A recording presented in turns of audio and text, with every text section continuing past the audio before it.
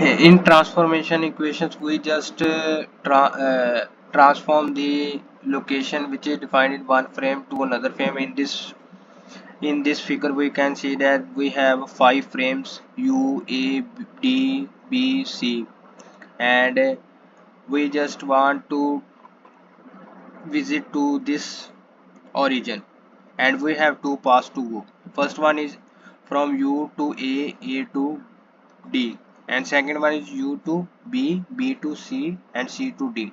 So this is the mathematical way represent that transformation from U to D is equal to, first we define the transformation of U with respect A with respect to U, and then D with respect to A, and we just multiply it. And similarly, transformation of U, B with respect to U, then C with respect to B, and D with respect to C, and we just multiply them, and we get the description of D with respect to U.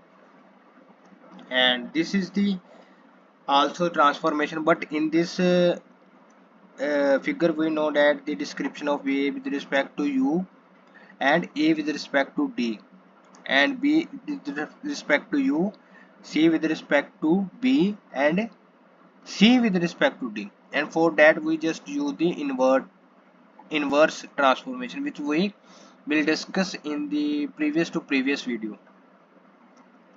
That means we want description of D with respect to U. First we go from U to A to U to A, means transformation of A with respect to U.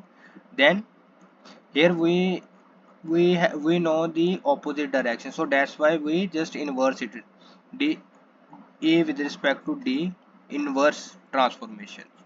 And similarly with respect to U, C with respect to B, and inverse of D with respect to C, and thus we get the final location of D with respect to U.